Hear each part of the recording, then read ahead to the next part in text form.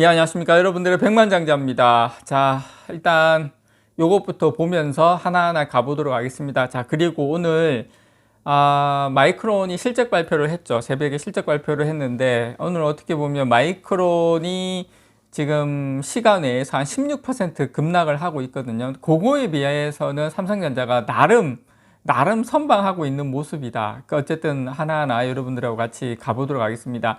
자, 일단 미국이 기준금리를 0.25% 인하를 했는데 뭐 이것까지는 우리가 다 이해하죠. 그래, 다 알고 있었어. 그런데 문제는 뭐냐면 내년에 인하하는 횟수를 4번 정도로 예상을 했는데 2번 정도로 축소를 한다. 자, 그러면 유동성을 더 풀게 지금보다 이제 긴축으로 가겠다, 예상보다. 자, 그리고 또 이제 이게 또 어떤 걸 이야기를 하냐면 인플레이션이 생각보다 잡히지 않았다. 오늘 제가 다른 내용이 많아서 인플레이션 관련된 자료는 안 가지고 왔는데 지금 11월, 12월 쪽으로 올라오면서 지금 인플레이션도 생각보다 CPI 쪽도 그렇게 녹록치 않은 상황이거든요. 자, 이런 것들이 지금 파월이 매파적으로 상당히 좀 돌아서게 된 거 아닌가 이렇게 좀 생각이 듭니다. 자, 그런데 여러분, 자, 요 뉴스에 보면 밑에 이제 다우가 3% 급락, 뭐 10일째 약세, 뭐 1974년 이후 최장 연패, 뭐 요렇게 요 내용이 있는데 요거 제가 다우존스 일봉입니다. 일봉. 자, 일봉인데 여러분, 일봉 추세선을 보면 추세선 거의 바닥까지 온 걸 확인하실 수가 있죠. 근데 이제 파월 때문에 이제 급락을 한 걸 여러분께서 확인하실 수가 있는데 이렇게 쭉 지금 이제 많이 밀린 모습을 보실 수가 있죠. 자, 이게 다우존스인데 다우존스를 장기 추세선 거의 뭐 1년 가까이 되는 장기 추세선을 보더라도 이게 지금까지 거의 안 깨졌는데 거의 지금 깨질랑 말랑하는 상당히 위태로운 상황이다. 지금 그 정도로 주식시장에 이 어떤 파급한 지금 그 효과가 상당히 크다라는 거 말씀을 좀 드리고 싶고, 자, 요 자료 보시면 제가 맨 위에 다우존스가 한 2.58%, 그러니까 이게 그 마지막 급락을 한 게 거의 한 10일째 이렇게 급락을 하다가 이렇게 내려온 건데, 나스닥 같은 경우도 보시면 한 3.62% 정도 급락을 한 걸 확인하실 수가 있죠. 그런데 맨 밑에 보면 빅스 지수, 그 공포 지수입니다. 예, 빅스 지수가 얼마나 올랐냐면 다른 건 다 지금 폭락했는데 예, 공포 지수만 급등을 했어요. 안 좋은 거는 지금 다 안 좋다는 거죠. 74%.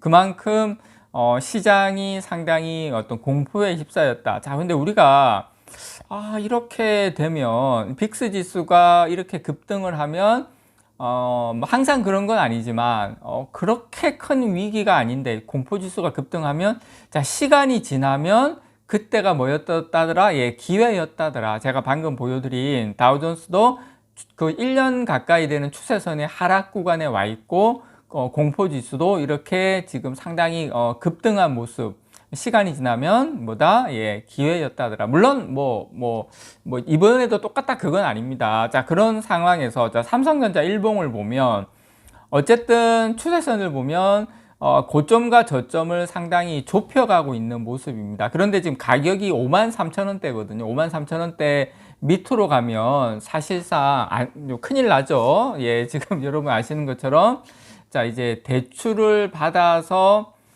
그걸로 지금 우리 삼성 지금 일가에서 예, 53,000원 밑으로 내려가면 이게 또 은행에 추가로 담보를 주식으로 맡기든 뭘 맡기든 그런 상황이 가야 되기 때문에 어떻게 해서든지 53,000원은 지켜낼 가능성이 상당히 높다. 그래서 중요한 변곡점이 어쨌든 삼성전자가 조만간에 올 것은 확실하다. 그게 상승이 될지 하락이 될지는 모르겠지만 근데 그런 위치다 말씀을 좀 드리고 싶고, 자, 마이크론 테크놀로지 보시면 지금 일단은 간밤에 한 4% 넘게 급락을 했고요.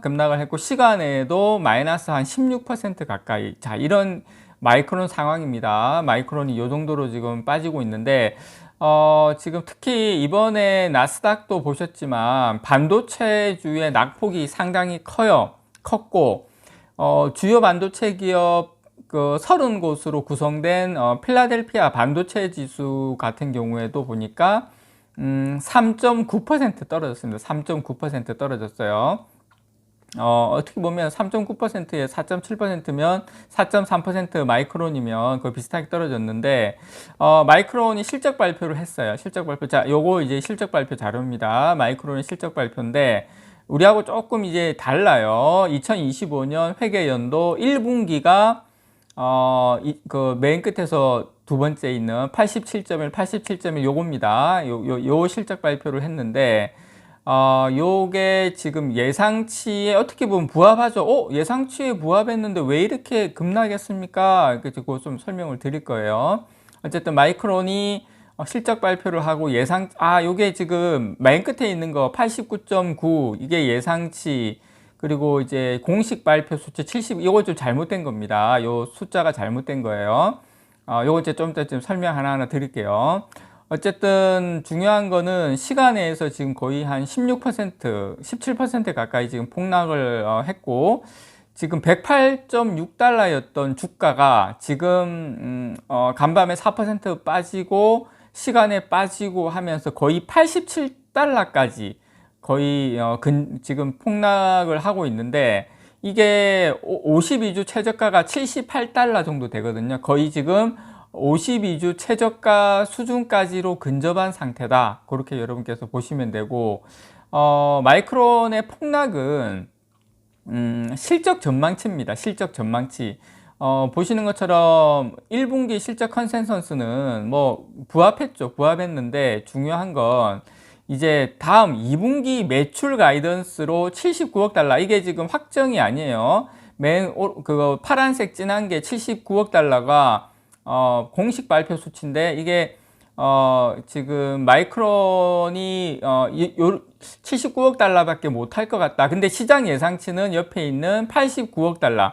시장 예상치는 2분기에 89억 달러를 예상을 했는데, 마이크론에서 79억 달러 정도밖에 못할 것 같습니다 하고 가이던스를 제시를 했어요. 그리고 이것 때문에 폭락을 한 겁니다. 월가 애널리스트 예상치인 89억 달러를 크게 밑돌았죠. 그래서 글로벌 메모리 3사에 포함된 마이크론 같은 경우에 가장 먼저 실적을 어떻게 보면 발표하기 때문에 메모리 반도체 업황의 바로미터로 꼽힙니다. 그래서 이 암울한 실적 전망을 내놓으면서 특히 이제 삼성하고 하이닉스 주가에 이제 악재로 작용을 했죠. 그래서 내년 메모리 반도체 수요 감소, 그리고 단가 하락, 이거에 대한 우려는 더 커졌다. 그렇게 여러분께 있는 그대로 말씀을 좀 드리고 싶고, 어쨌든 메모리 반도체 산업의 바로미터입니다. 마이크론 테크놀로지가 내년도 전망을 조금 어렵게 어둡게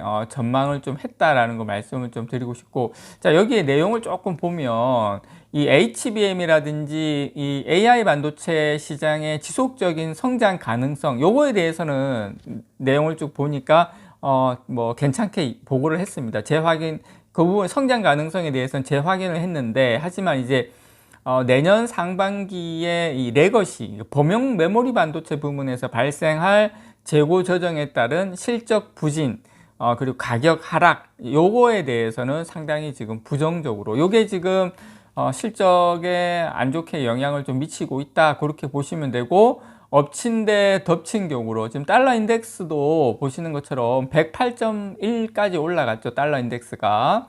달러 인덱스 금리를 인하함에도 불구하고 향후에 금리 인하 속도가 지금 이야기가 나오면서 달러 인덱스가 108. 그러니까 달러 인덱스가 내려가야지 삼성전자에게 유리한 겁니다. 환율도 내려가는 거고. 근데 달러 인덱스가 108까지 올라갔다. 100 밑으로 좀 내려와야지 안정화됐다고 할 수 있는데, 거의 지금 1,400, 거의 한 50원 가까이 되거든요. 환율이 1,450원이면 거의 한 15년 전인 글로벌 금융위기 지금 수준까지 환율이 와 있는 겁니다. 그만큼 시장이 상당히 지금 팍팍하다라는 걸 일단 여러분께 말씀을 좀 드리고 싶고, 어쨌든 뭐 단기적으로는 그렇게 제가 봤을 때 긍정적인 소식은 없는 것 같다. 근데 환율이나 달러 인덱스나 뭐 빅스 공포지수나 이런 걸 종합적으로 봤을 때 과거 경험상 바닥에 상당히 근접해 보이는 모양은 맞는 것 같다라는 거 일단 여러분들께 말씀을 드립니다. 이상 여러분들의 백만장자였습니다. 사랑합니다, 여러분.